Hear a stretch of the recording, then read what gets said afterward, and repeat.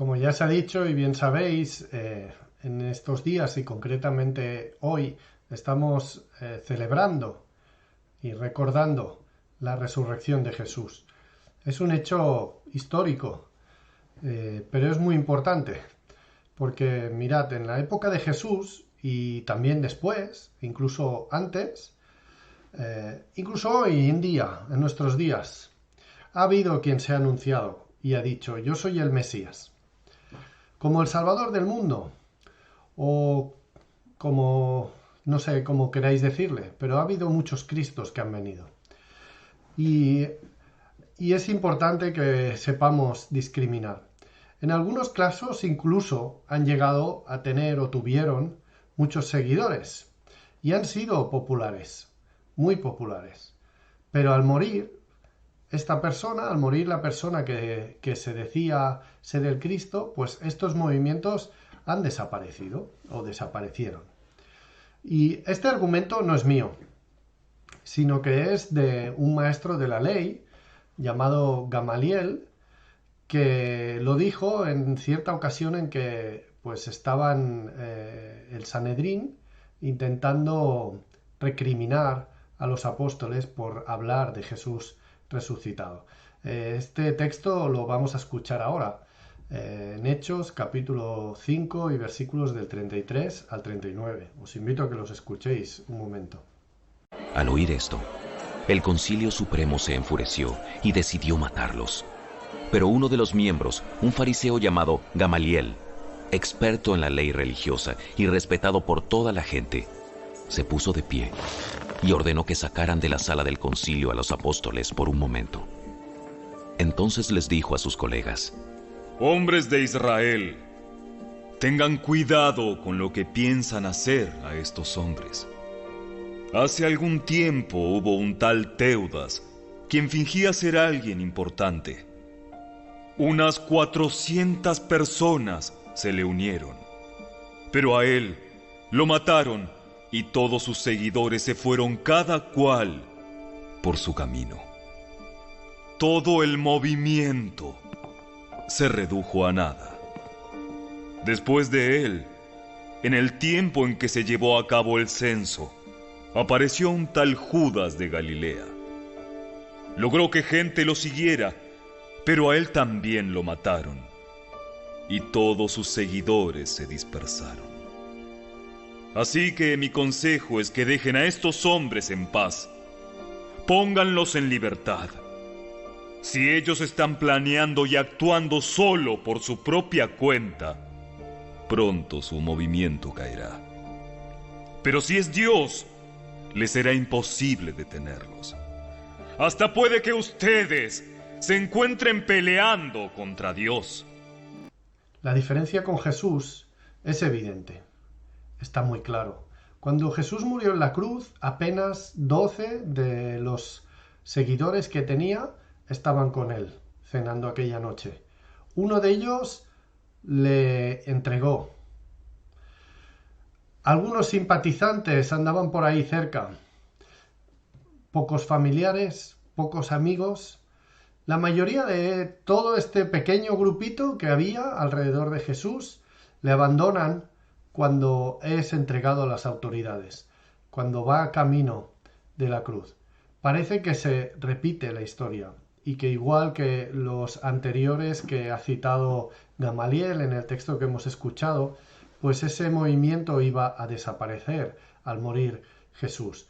Pero la realidad es que pocos meses después, un montón de sus discípulos y un montón de nuevos creyentes se estaban multiplicando y estaban extendiéndose por todos los lugares en el Imperio Romano, por todos los lugares en aquella época en que murió Jesús. Es más, hoy en día, 2000 años después, el mundo está lleno de seguidores de Jesús. En algunos países somos poquitos, en otros países son más, en algunos países perseguidos, en otros países no perseguidos, pero atacados de otras maneras, pero por todo el mundo hay hoy en día seguidores de Jesús. ¿Cuál es la diferencia? ¿Qué es lo que hace la diferencia entre Jesús y este Teudas o este Judas o otros que han aparecido después? La diferencia, evidentemente, es la resurrección. Así pues, aquellos que quieren atacar a los creyentes cristianos, que quieren desarmar nuestra fe, que nos quieren convencer de que nuestra fe es tontería, siempre atacan este hecho, el hecho de la resurrección.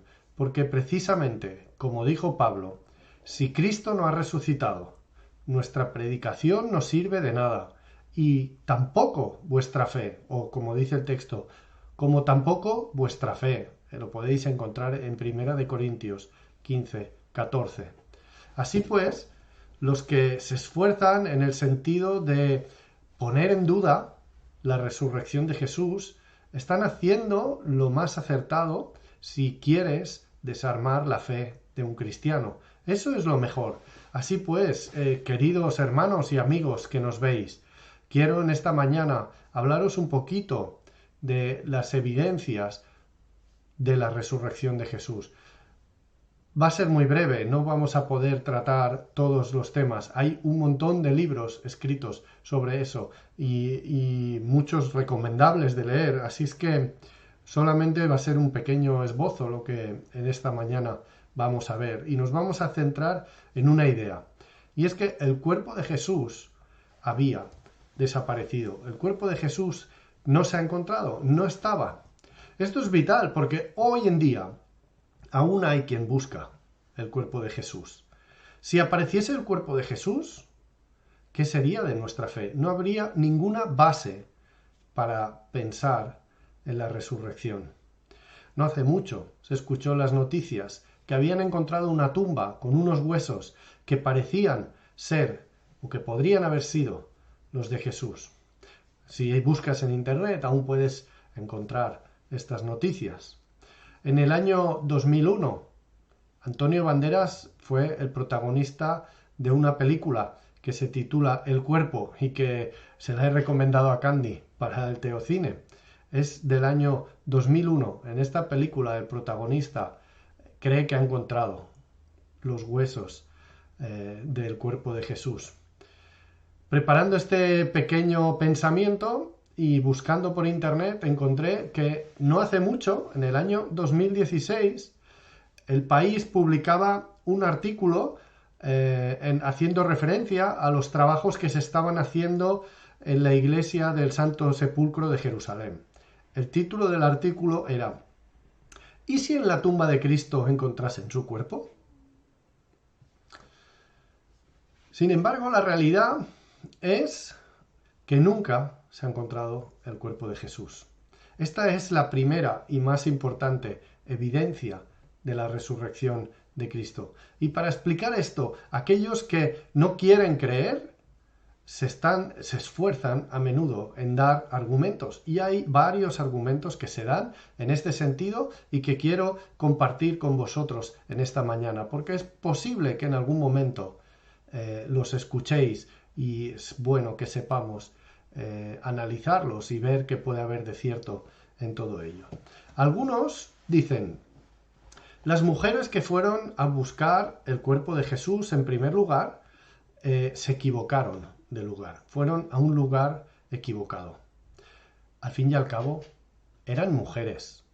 Las mujeres en aquella época no tenían educación, no eran estudiosas, no sabían, eran tratadas al menos, no lo eran evidentemente, pero eran tratadas como ignorantes, como tontas. Entonces estaban tan tristes, era oscuro, y estas personas indoctas sin conocimiento se equivocaron de lugar. Sin embargo, cuando uno analiza los textos del Nuevo Testamento en los Evangelios, se da cuenta de que esto no resiste al análisis. Uno de los argumentos es era oscuro. Es cierto que algunos evangelios dicen que las mujeres salieron siendo aún oscuro, pero también es cierto que probablemente al llegar al lugar ya era de día. Marcos 16:2 nos dice, ya había salido el sol. Iban varias mujeres. Podría ser que alguna de ellas se confundiese de lugar, pero todas se iban a confundir. Además, al menos 2 de ellas, nos dice el relato de los evangelios, que mientras depositaban el cuerpo de Jesús en la tumba, estaban sentadas mirando cómo se hacía toda esa operación de depositar el cuerpo de Jesús en la tumba y dónde le ponían. María Magdalena, una de las mujeres, acudió a la tumba de Jesús a primera hora con todas las mujeres. Podría ser que se equivocase, pero más tarde, a plena luz del día, ya subido el sol, ya de día, acude de nuevo a la tumba. Se equivocó y se volvió a equivocar 2 veces. Además, si bien es cierto que uno de los argumentos es que estaban muy tristes y cuando uno está tan triste, pues a veces puede cometer torpezas, ¿no? Pero a pesar de esa tristeza, cabe pensar que esas mujeres iban con un propósito. No iban a lamentarse solamente, no iban en plan plañideras, no iban lloriqueando, iban a trabajar. Nos dice el texto que las mujeres habían comprado ungüentos y iban a terminar esa operación de, iba a decir embalsamamiento, no sé si es exacto eso, pero sí de ungir el cuerpo de Jesús, como era la costumbre entre los judíos, sí de preparar ese cuerpo y dejarlo allí puesto.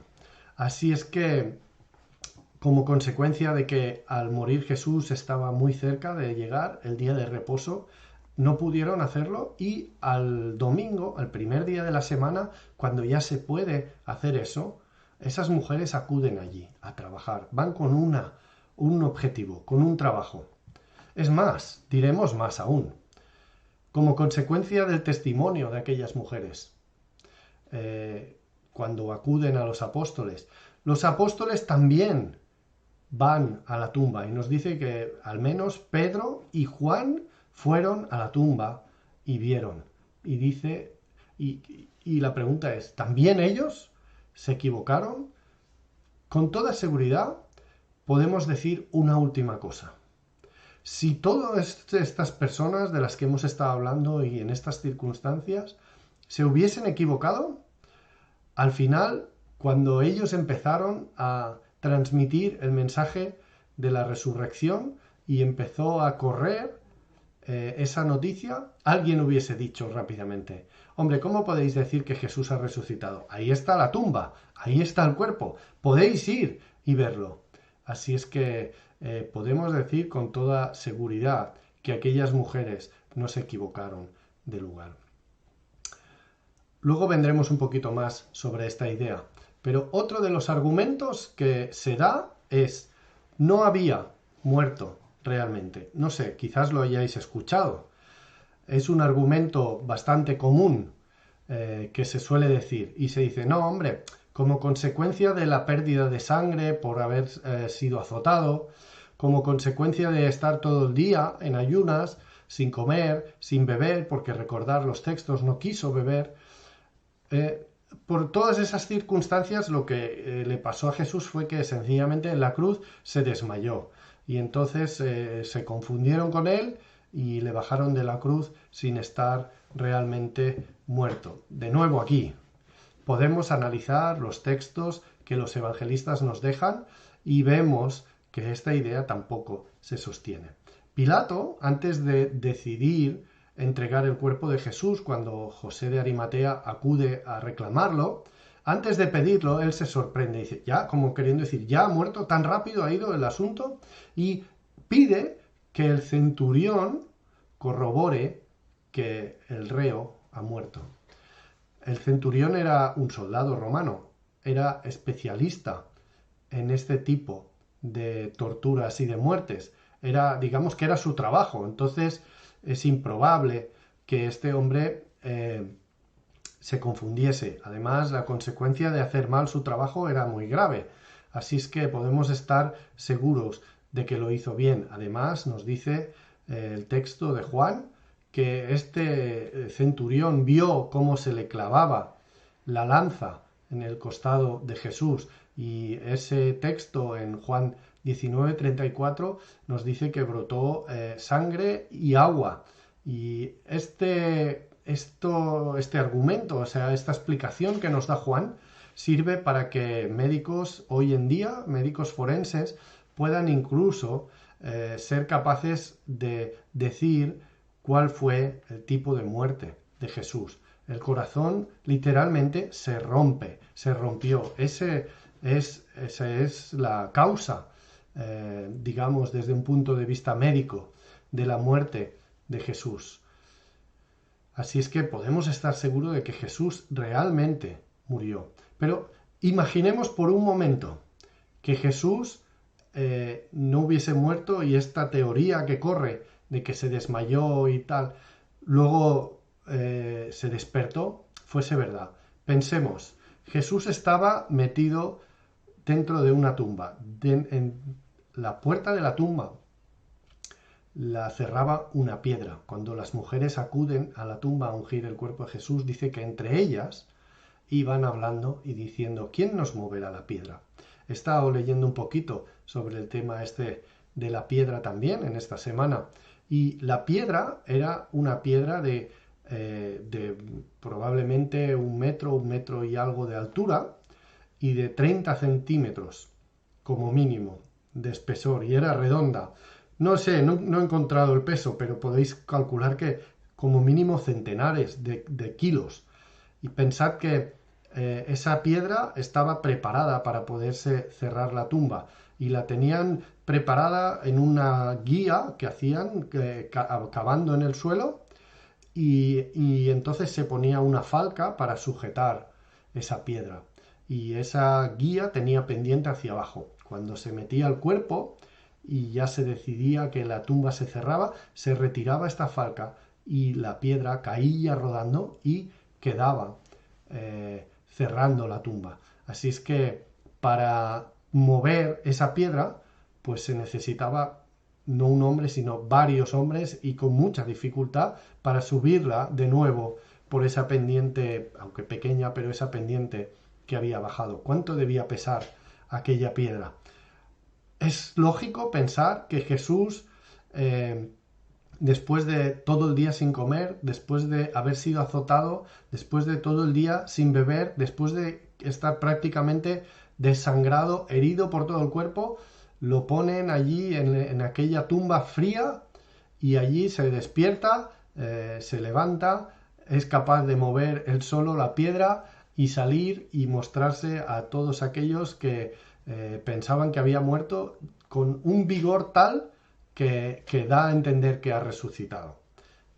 Os dais cuenta que el argumento no se detiene por ningún lugar, ¿no? Así es que este es otro de los argumentos que con certeza podemos decir que no es cierto.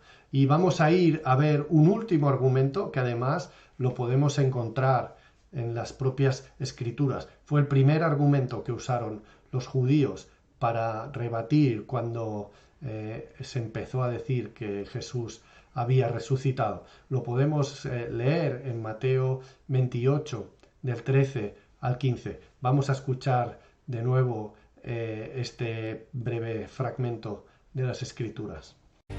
Les dijeron: ustedes deben decir, los discípulos de Jesús vinieron durante la noche mientras dormíamos y robaron el cuerpo.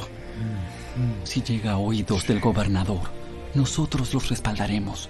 Así no se meterán en problemas, ¿m?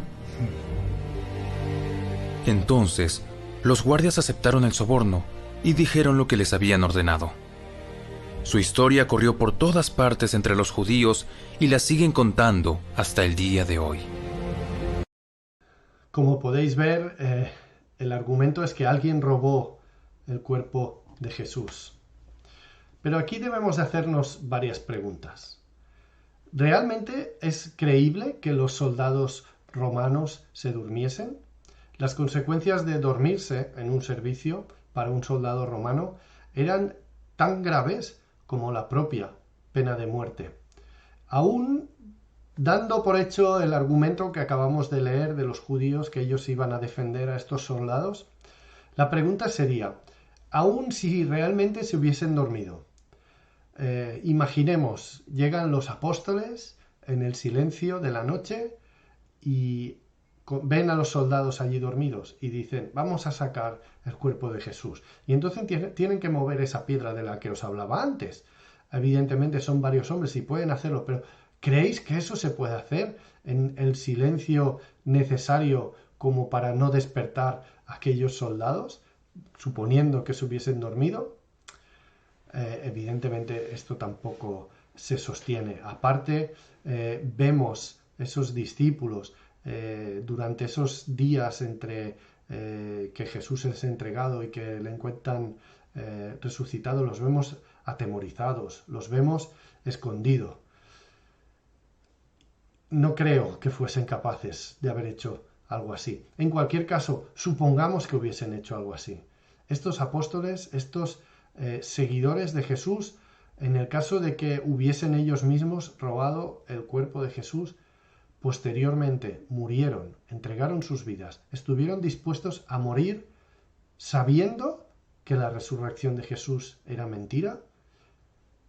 Uno puede morir por algo que sea mentira si no lo sabe, pero si lo sabes, no entregas tu vida por una mentira.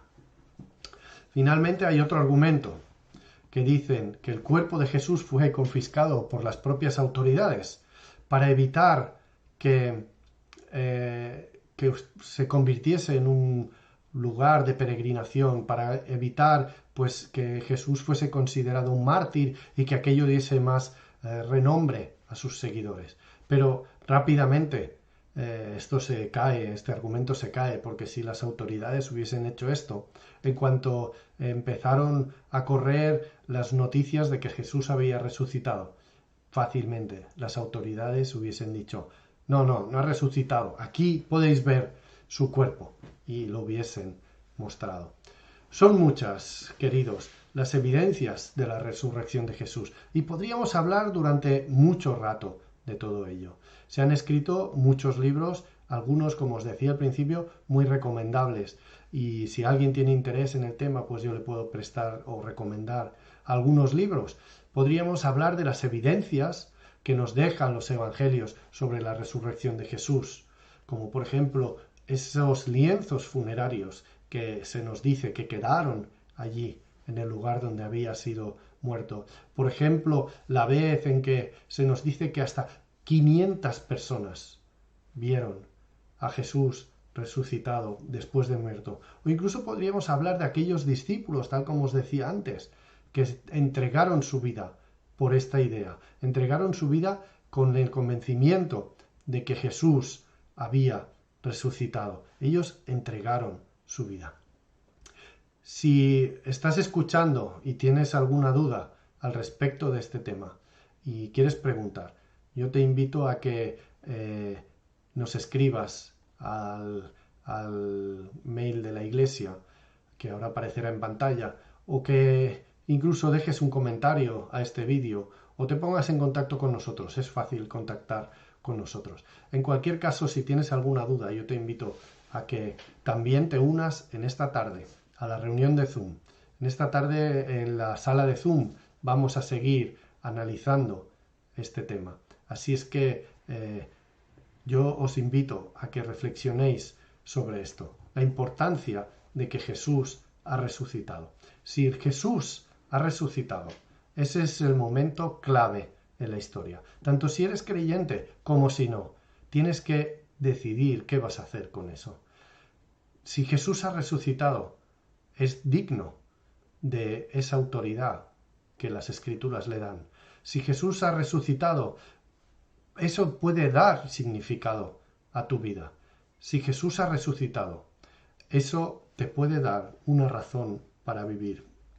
Y aún más, te puede dar una esperanza para el futuro. Así es que, querido amigo, te invito a que analices a fondo este tema y puedas encontrar las evidencias que hay sobre la resurrección de Jesús. Tal como os decía, en esta tarde vamos a seguir viendo este tema y es más, en las próximas semanas, en los estudios que tenemos en la sala de Zoom los domingos por la tarde, vamos a continuar analizando este tema y espero hacerlo de una manera que sea atractiva para todos. Estoy preparando el material y espero que será agradable estudiar este tema. Así es que os invito a esta reflexión y a que tomes una determinación en tu vida, porque si Jesús ha resucitado, eso quiere decir que todos nosotros un día también resucitaremos. La cuestión es, ¿y después qué? ¿Vas a pasar la eternidad con Jesús o no? Porque Jesús, el día que resucitemos, pues hará esa selección entre los que le han seguido y los que no. Así es que es un tema muy importante que te invito a que reflexiones en él.